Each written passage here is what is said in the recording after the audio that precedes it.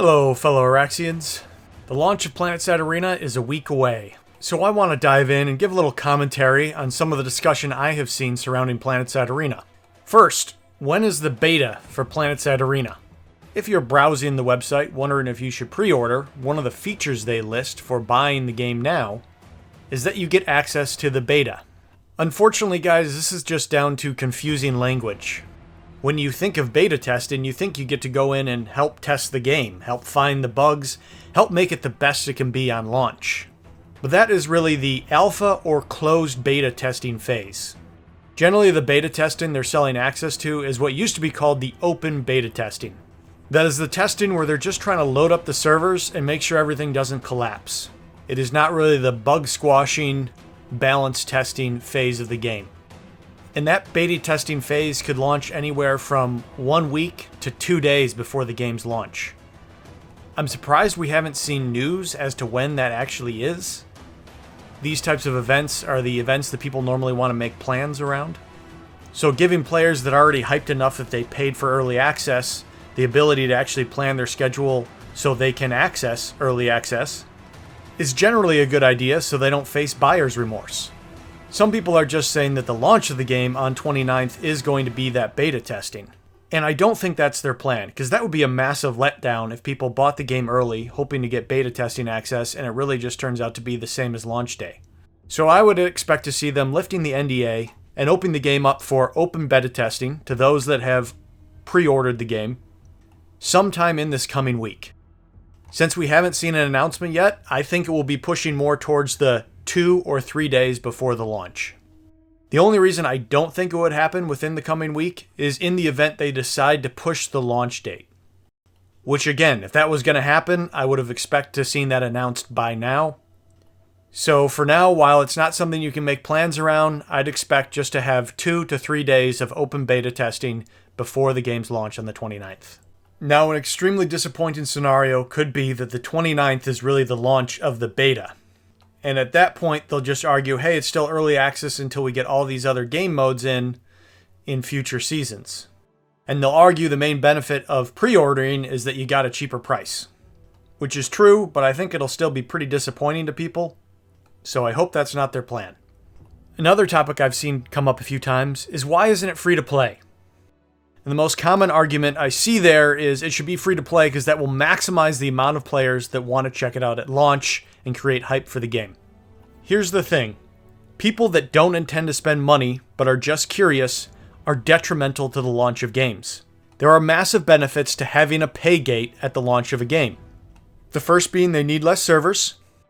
The second being they capitalize on players' initial interest in the game, and even those players that end up not liking it will still have contributed to funding to the game. And the third being it'll help control cheaters. On the first topic, if they just open the game up free, the first day they will have a massive rush of people. In order to make the experience not terrible, they will have to stand up a huge amount of servers to handle that initial load. Within 3 months, that initial rush will have died off, and then they will have to depreciate a whole bunch of those servers. By making the game paid at launch, they manage the rush of players. The first wave and heavy load on those servers is at launch, and then as that rush dies down, those players move on, they go on to the next hotness, or they find another game, or decide they don't like this one. Then they can switch it over to free-to-play, and then they'll get their second rush of players. In this manner, they can manage the load on their servers, make sure they don't have to stand up too many of them, and make sure the paid launch and the free-to-play launch both go a lot smoother for the player base. The second reason to have players pay for something at launch. There are going to be a whole bunch of people that have been following the Planetside franchise since Tonoras. They are going to want to be there for the next installment in the franchise at launch. But a lot of those players are going to find out they don't like Planetside Arena. If it was a free-to-play game at launch, they would net $0 from those players. By launching with a paywall, they are going to net a large amount of revenue from players that are just curious that won't continue playing the game. In this manner, they won't repeat the mistake of the Planetside launch where they had tons of curious players that just didn't have to spend any money to get into the game. In the event that Planetside Arena is a runaway hit, great. They're making a little bit of money on everyone that checks it out. In the event that it's not, No problem, they just go free to play a couple months down the road, and then they take it that route for monetization. And the third piece of that puzzle is just to help manage cheaters. It's harder to manage cheaters when there's no financial barrier to entry to get into a game. You ban them, they spoof their hardware IDs, they go again. If there's a paywall, there's a little bit of pain every time you ban that cheater. They can decide to do it again, but they gotta pay up again. Next topic. Why is there no advertising for Planetside Arena? My personal theory is they're saving their dollars for once the game's launched. Advertising is a lot better when they can say, click this ad and play now. Pre-orders are hated in general. There's no reason to go out and spend a bunch of money on advertising telling people to pre-order. Better to put your dollars into Twitch streamers or getting your game on the front of Steam once it's launched and players can actually play the game. You can spend money on advertising to get someone hyped 2 weeks before, and then they can just forget about it on launch day.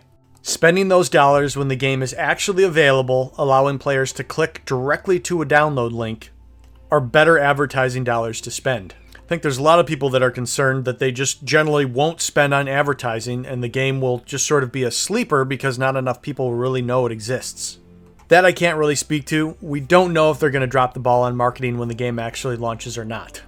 But I don't think just because they haven't been hitting it hard on marketing right now prior to launch, doesn't mean they don't have good plans for marketing the game once it is launched. All we can do right now is cross our fingers and hope they don't screw it up. On the topic of getting the game for free to players that were subscribers during one small period. That is a really tough one. People that have been loyal subscribers to Planetside 2 for 5.5 years let their subscription lapse for a lot of reasons. Maybe they didn't like CAI, maybe they didn't like how poorly the servers performed for the entirety of 2018, maybe they were holding out, hoping for another reduced year-long subscription deal. Maybe it was people that just didn't like the subscription model, but still bought plenty of Daybreak cash, and just spent it on boosts or weapons directly. And then there's also people that were subscribers, but they were just subscribers on the PS4. And they may just be people that like the console experience better, chilling out on your couch with a controller rather than hunched over with a mouse and keyboard. But they would still happily play Planetside Arena on their PC, even though if they have options, they pick the PlayStation 4. And those players did not get a free copy of Planetside Arena either. So that whole deal was just a real tough one. I don't know, you have to draw the line somewhere. You can't grant it for free to everyone that's ever held a membership for Planetside 2 or spent $50 on Daybreak cash. They just wouldn't be making any money on launching this game. Yet they're still trying to give a nod to longtime, loyal fans of Planetside 2. The problem is, I don't think their mechanism for giving out some freebies really covered the large majority of longtime Planetside 2 fans. I think the better route would have been a veteran Planetside 1, Planetside 2 player armor, where if your account ever spent any money on any of those two titles, you get a cool free Doku armor when you get into Planetside Arena. And then they just don't hand out free copies of the game, they make people buy into it. Although who knows, maybe the servers would be empty if everyone had to pay for the game. Anyways, I think they did do the smart move on getting that out of the way a month and a half before the launch of the game. I think any sort of bad blood from that will have mostly blown over by the launch, and everyone will make their own decision if they're going to pay up for Planetside Arena or not. And the last thing I wanted to talk about right now is the Massive Clash mode. You know, I think a lot of people were worried when they talk about Battle Royale so much, and that's very understandable. I think a lot of us expected a Battle Royale to happen in Planetside, but we expected it as a sort of tacked-on mode to Planetside 2 to draw a little more population to an existing game. Going full-on new game with Battle Royale seeming to be the premier mode in it seems strange. It grates against the concept of the franchise. But it is good. A lot of people are quick to point out that Massive Clash is, as far as I understand it, one of the launch modes. I am concerned it hasn't been taken seriously enough. I mean, we've seen leaks from the Battle Royale mode. They are as disappointing as you would expect. Battle Royale in a sci-fi setting has been attempted. That studio is closed down, the Islands of Nine. What they lacked, though, was the franchise name recognition like Planetside 2 has, so it does have an extra bump there.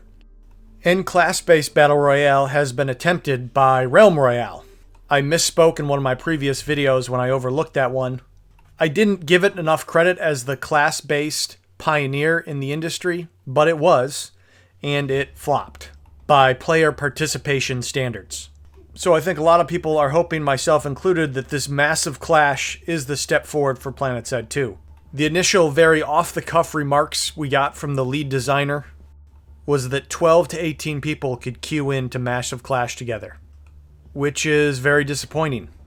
At the same time, allowing a very coordinated outfit to queue in with 48 people would make it absolutely impossible to balance that match. If one side had one 48-man, really tight-knit, effective force, and the other side had maybe not as skilled or not as coordinated groups. So there's really going to need to be some thought and some work so they can make sure that existing Planetside 2 outfits or old Planetside 2 outfits that are coming back for Planetside Arena get to play together in all their glory rather than having to break off into separate little groups within their outfit. I think my biggest concern is that we haven't seen any leaks of Massive Clash. We saw leaks of Battle Royale because it's obviously getting tested. But if Massive Clash is being released in sort of a in-theory concept, rather than something that's had a lot of closed beta testing, it's not going to achieve what it needs to be in order to be a step above Planetside 2, in order to be the evolution of Planetside. And if it's not an evolved version of Planetside, a version that manages battle flow, that fixes imbalance fights, that brings large-scale warfare into an easily accessible lobby mode, then all it is a straight downgrade from Planetside 2, even with all of Planetside 2's major problems. At any rate, the moment Planetside Arena launches, I will be diving right into that mode, picking it apart, trying to figure out exactly what it is, what the parameters of those matches are, and I will bring that to you immediately because I think that will be a big make or break point for people buying Planetside Arena. And since we won't know beforehand, I'll make sure to get it out to you as quickly as possible when they launch the game. So, fellow Erexians, that's it for right now. If there are any other burning questions you have on Planetside Arena that you'd like insight on, please fire away down in the comments. This week leading up to Planetside Arena, I'm really going to try to dive into what we know and finish my comparison against other Battle Royale games out there on the market. I already kind of ran it down against PUBG and explained why it's not really on that end of the spectrum. I'd like to dive in and contrast it against Fortnite, the end of the Battle Royale spectrum that I think Planetside Arena has a better chance at grabbing a few players from. And on the topic of Planetside 2, I am going to be getting to State of the Game Battle Flow. Always been one of Planetside big struggling points. I think the topic is extremely relevant while their main goals are DX11, Osher, and NS operatives. Really getting into that discussion on battle flow that should be right up with their three main objectives for Planetside 2 in the coming year. That's it for now, fellow Araxians. Until next time, I will see you, Planetside.